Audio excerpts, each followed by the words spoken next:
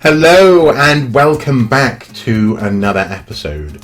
Now today I'm finally following through on a quasi-promise that I made when I made that video a little while ago about having been a Blockbuster employee in the early 2000s. I said that I'd share with you my DVD collection, and that's what I intend to start doing today. Now I say start doing because in our collection, our joint library, man and my wife, we have around getting on for 800 titles. So I figured rather than going through the whole alphabet today and really not doing any of it justice and this being a very frustrating, possibly waste of time video to watch, I figured do A to C today. That's what we're going to do. We're going to look at A to C, and then we'll revisit this library and the alphabet until it's done, damn it. So semi-regularly we'll get a few more letters and then we'll be done.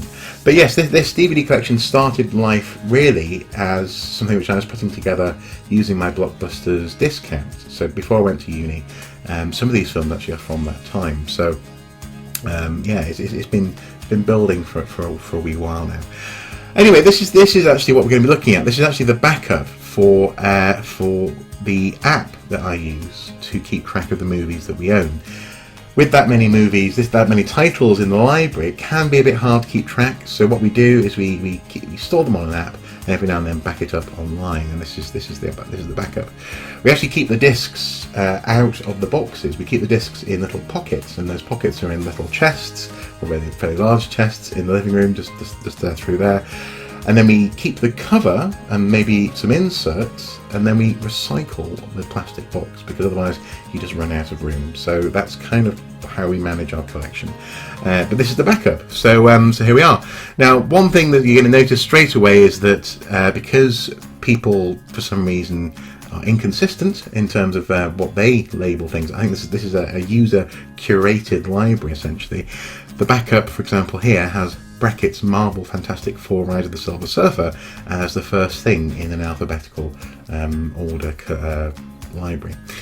A bit frustrating, but that's because brackets comes before numbers in this instance. So let's just embrace the chaos, and off we go. A to C. So starting with Fantastic Four, Rise of the Silver Surfer.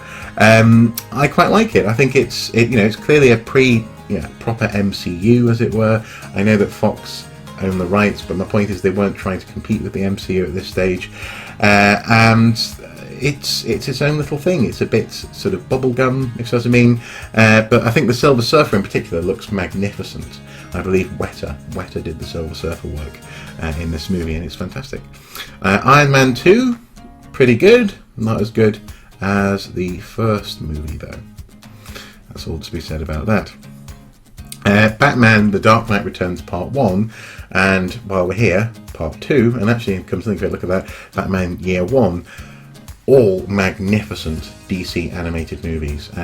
Dark Knight Returns in particular is fantastic. You have the voice of RoboCop as Bruce Wayne Batman. Fantastic, and it's the adaptation, the attention to detail, and also actually the attention to the original source artwork as well, which makes these movies so fantastic. The upcoming Batman Killing Joke should be fantastic as well, as far as I can tell. So DC, they may not be killing it, as it were, in the movie universe, but they're definitely doing it in the animated movie universe. Magnificent. 3:10 to Yuma, solid western. 7 Days to Grand Slam Glory. This is a rugby film. I'm a Welshman, I'm a rugby fan, and that's why I own that. There you go. 007 Skyfall, fantastic film. Slightly let down by Spectre, in my humble opinion. Spectre wasn't as tight or as interesting a movie as some of Casino Royale and Skyfall, but hey ho. 8 Mile, love that film, absolutely love it. I loved it when it first came out, and I continue to have a huge amount of respect actually that Eminem or Marshall Mathers was willing to do this. He was really coming out into a different way of performing, and he did very well. 9 is a fantastic post-apocalyptic sort of puppet-filled spectacular. My in-laws, my wife's mum and dad gave us that. They love movies, and they figured we would love this, and we do. 10 Things I Hate About You and 27 Dresses are both Actually, they're both my wife's movies, but they're both also wonderful guilty pleasure films for me. I adore them both. 10 Things I Hate About You, of course. Heath Ledger is in that. I defy you not to have some sort of man crush. And also as well, actually, it's actually based on Taming of the Shrew by William Shakespeare. So there you go. And then 27 Dresses is quite a lot of fun. 28 Days Later, 28 Weeks Later. Days Later is better than Weeks Later. Weeks Later, in some ways, has more action than Days Later, so it depends on what sort of mood you're in. 30 Days of Night, 30 Days of Night Blood Trails, actually really good. I really quite like them. Not as good, obviously, as the graphic novel or comics that they're based on, and in that sense, there's a direct connection, I think, to the artwork of The Crow, actually, the Crow graphic novel or comics. But good, you know. A good adaptation. In particular, actually, the way the vampires look, very much you can see that they were respecting the artwork there. 50 First Dates, that's actually mine. Hold my hand up there. I love it. You know, sue me. So what? You know, magnificent. Even though it's Adam Sandler, I love it. 300 and 300 Rise of an Empire. Obviously, 300 is better, definitely. Wonderful, artistic vision. Rise of an Empire, though, does have Eva Green in it, so that's a positive there. 1408 or Room 1408 is superb. It is it's based on a Stephen King book, Stephen King story, and often they can be very hit and miss, these movies. I think this one went slightly under the radar for lots of people. I quite enjoy it. I quite often put it on just to get into the mood, or rather get into the atmosphere. Artificial Intelligence. Lots of people don't like this film, and I can see why. I hate the ending, I really do, but it's a good vision, so what I mean. But it was definitely one of those films where Spielberg was going through like a Minority Report, artificial intelligence futuristic phase, But it's good. It's good. Missed opportunity in some ways though. History of Violence, a solid drama, and lots of fun. Addicted to Love, for some reason in, I think, French, possibly Spanish, no, French. Not my film, so move on. I think my wife would probably not want that. I think we might be getting rid of that film soon. A Midsummer Night's Dream, though, that is definitely a film that we love. Stanley Tucci's Puck is fantastic in that. Another film that's fantastic is A Series of Unfortunate Events. Why didn't they make a second Lemony Snicket's movie? I know why, because it didn't make as much money as they wanted it to, but they kind of cut it off at its knees, a little bit like the Amber Spyglass series. It's such a shame. Was it the Compass? The Golden Compass, that's it, sorry. Such a shame. AVP and AVP 2, what can you say? They're spin-offs, they're nowhere near as good as they could have been, but they're part of that universe and they're a bit pulpy, so I like them. Speaking of pulpy, Abraham Lincoln Vampire Hunter, yeah! I love it, I really, really love it. And having Ramona Flowers, or rather the actress that played her as Mrs. Lincoln, was fantastic. The Adventures of Young Indiana Jones. We have all the different volumes and they're all fantastic, especially when seen as part of the full story of Jones's life, including the movies. I've already talked about this in a video previously. They're definitely well worth watching. Aeon Flux, not that good, but watchable. The animated box set, much better, definitely. Even better than that, though, is Akira, and I'm going to have to do a video on that at some point. And something else I'll have to do a video on at some point as well is Aladdin. Aladdin! Sounds like, hey boy!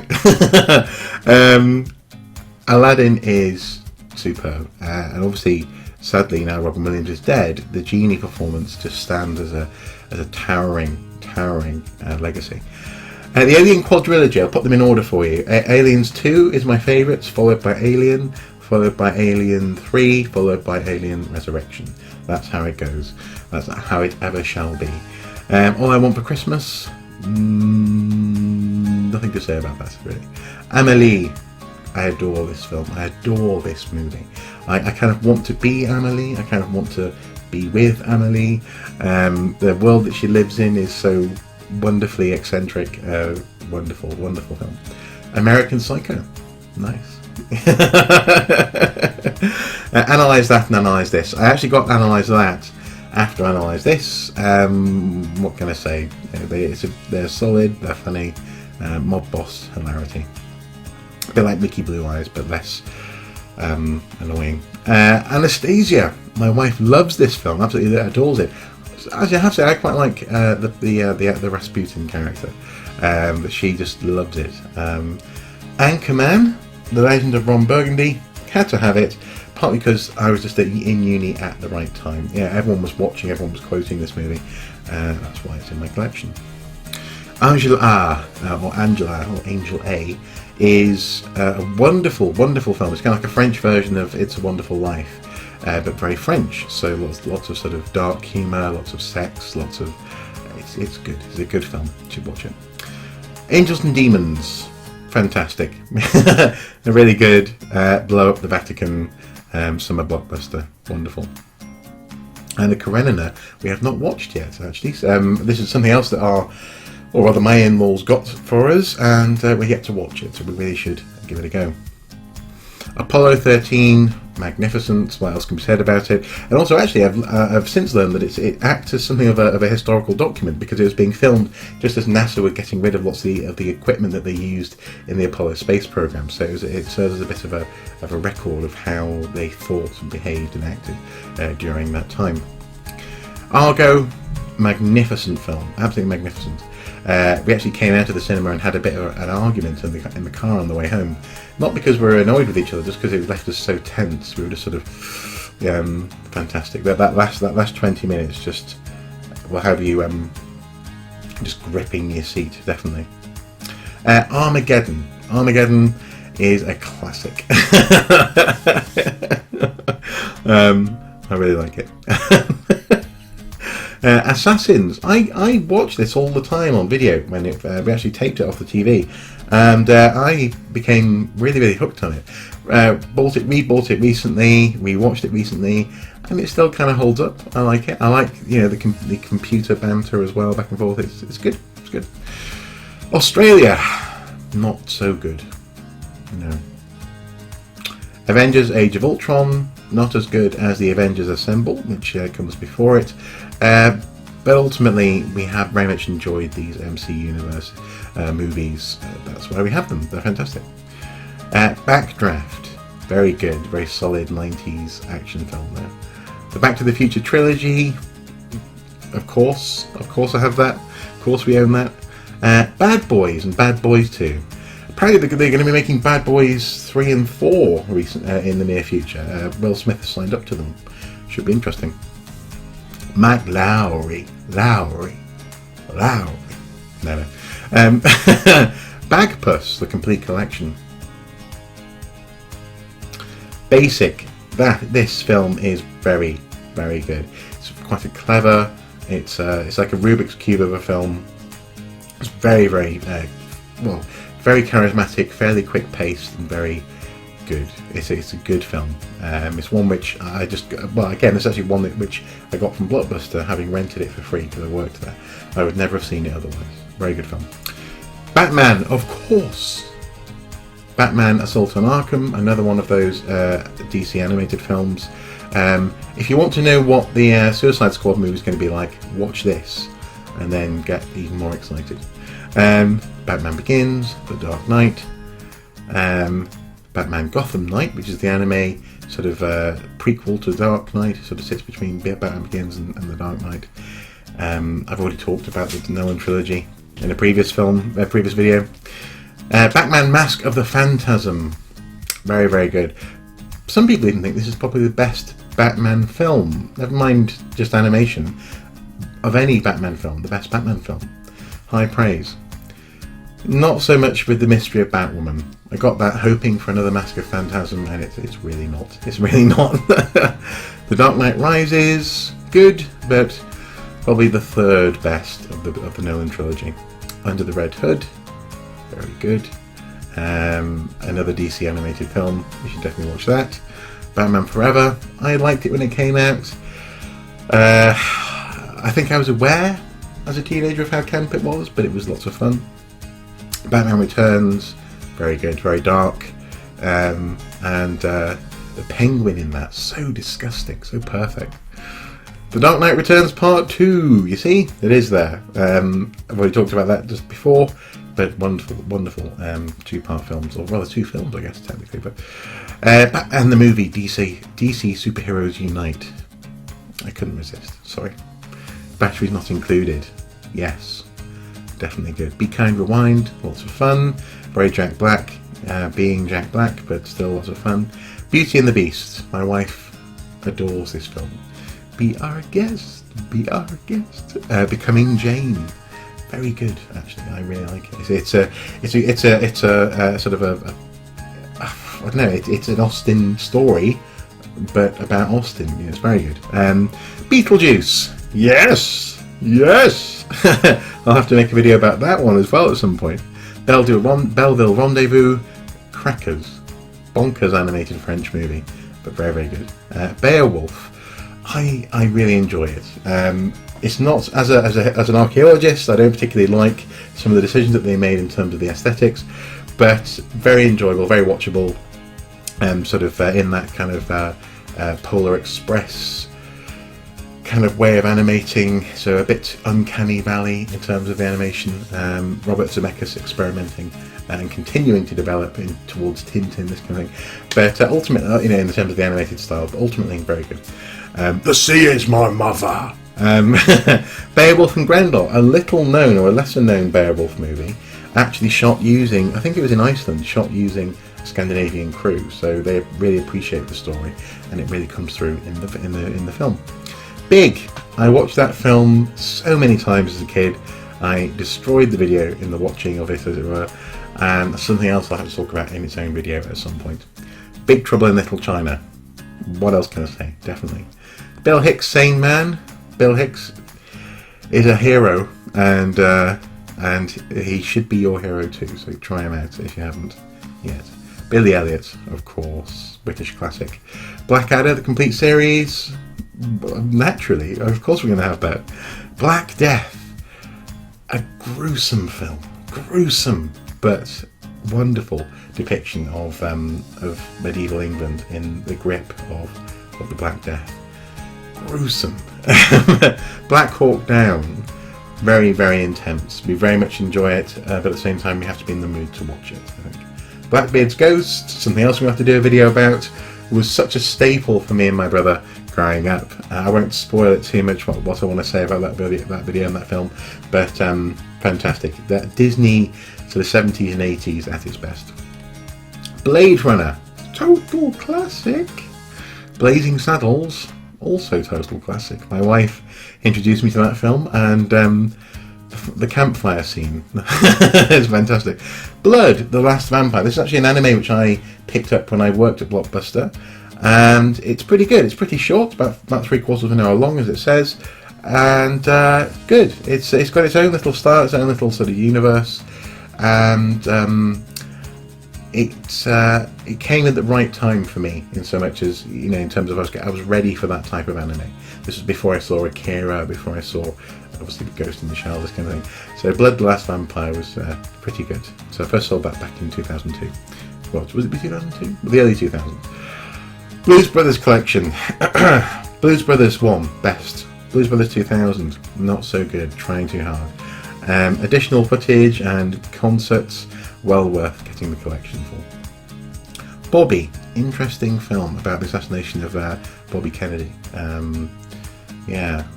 Book of Shadows, Blair Witch 2. We do own Blair Witch 1. I don't know why it's not in. Have we come across Blair Witch so far? We haven't. Okay. It's not very good, but I just remember, especially in high school, everyone was obsessed with the Blair Witch, and so when Blair Witch 2 came out, I watched it. I didn't think it was as good as it wasn't. It's a totally different film. It's nowhere near as good as the first one, but I own it because of the sort of nostalgia, I guess. Bowling for Columbine, another film which I was introduced to because I worked at Blockbuster, and it's very impactful, so I picked it up. Brass Eye, you should give Brass Eye a go. He, in this series, predicted so much of what is commonplace now in the media in terms of news coverage and various tropes. Magnificent. Brave, very good. Could have been eye-rolling Celtic mishmash, but no, it's a fantastic Disney film. Brick, very good. Joseph Gordon-Levitt in a sort of a high school gumshoe drama. Pretty good, actually, pretty good. Well, pretty good into it, but despite the fact that it is sort of somehow forcing the genre, as it were, it forces everything to fit it, but it works, it's good. Marcus Brigstock, Planet Corduroy, we are a big fan of Mr. Brigstock, certainly on the radio as well. Broken Arrow, magnificent, cheesy film at its best, oh, wonderful, John Woo. Bruce Almighty, Buffy the Vampire Slayer, the film, which my wife loves. This came out before the TV series, and it's interesting, definitely. Burn After Reading is so weird. We saw that in the cinema, and it's weird but fantastic. Buzz Lightyear: Star Command. The Cable Guy. Yes, no, I like that film. It's not one of Jim Carrey's most loved, but it's certainly one of my favourites of his films. Calendar Girls, my lovely wife brought that to our collection, but I do quite like it. Same goes for Capote, she got that, but also very watchable. Captain America: Winter Soldier, the best Captain America film up until Civil War, I do believe, although I haven't seen Civil War yet. Whoops. Captain Phillips, wow, very, very tense, very tense. By Paul Greengrass, the same director as The Bourne Supremacy and the upcoming Bourne film, I think. Casino Royale Deluxe Edition. Yeah, I wish you could feel the box for it. It feels like silk. Such a gorgeous box. Casino Royale is probably my favourite Bond film. Probably my favourite Bond film, actually. Wow. And what else can I say about it? It's just fantastic. Castaway. I watched this film for quite a long time, almost religiously. It's such an experience for me, and of course I have to have it on DVD. But I introduced this to a few people in my, in the time that I've had it, and each and every time they go, and then they go away and buy a copy just because of the impact. So it's a good film. Castle in the Sky. This took a long time to watch with my wife, because she was just like, oh, do we have to watch it? She loves Spirited Away, she loves other Studio Ghibli films, but I think she just wasn't quite ready for it. And it does go on, doesn't it? It's not as good as some others. So Howl's Moving Castle, for example, is better, I think. But Castle in the Sky, still very, very good, still visually striking.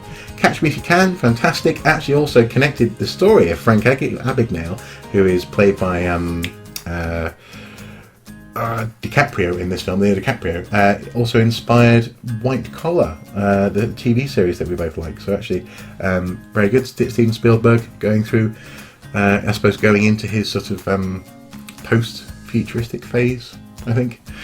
Centurion, wonderful. One of a very few Roman Hadrian's Wall films which I actually like. Bearing in mind I live on Hadrian's Wall, I live in Wall's End. Some of the stuff, like there's one called The Eagle, which is just a load of bullshit. Centurion is just about bearable. It's a great film made by the same director as Dog Soldiers. So it's got that sort of grittiness to it, which is really good as well. Lots of blood. Chariots of Fire, classic, total classic.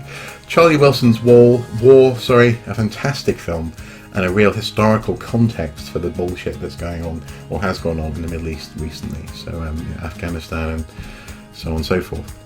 Charlie and the Chocolate Factory, not as good as it could have been, I think. But we're both Tim Burton fans, so that's why we have it. Chef, wonderful film, beautiful film about food and food making. Jon Favreau, fresh from directing Marvel movies, decided to do a little film about cooking in a van, and it works really good. Children of Men, pretty good. Chris Rock, Never Scared, great. A huge Chris Rock fan. We need bullet control.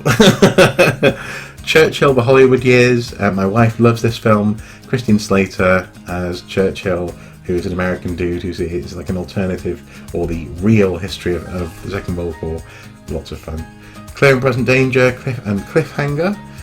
For some reason, these two are actually both very much connected in my mind, as I think I sort of watched them first when I was a teenager or a kid, around about the same time, and they both happen to be next to each other. Isn't that weird? Hang On, And there's a Hang On, sorry, being the Super Hang On, the Mega Drive game. Hang On being the tagline of Cliffhanger. Cliffhanger was another one of those videos which I just watched so much that it warped in the VHS. Cloverfield, I really like it. My wife really doesn't. So we'll leave it there. Haven't seen Cloverfield, the follow-up, Cloverfield Lane or Road or whatever it's called. Cockneys vs Zombies, a little British movie, and God, it's a lot of fun. Definitely. The guy running away from zombies with his Zimmer frame. It's wonderful. Cocoon, that was a film which I would always see the trailer for on videos when I was a kid, and I only watched it as an adult a couple of years ago. Pretty good, yeah. The Coen Brothers, Hudsucker Proxy. Coen Brothers as well. Another firm favourite of ours, obviously we've seen Burn after reading. Collateral, good, an underrated and subdued Tom Cruise performance. The scene in the club, fantastic. Really, the shootout, wonderful. Commando, yeah. Come está? Let off some steam, Bennett. Con Air, I love it. Why couldn't you put the bunny back in the box?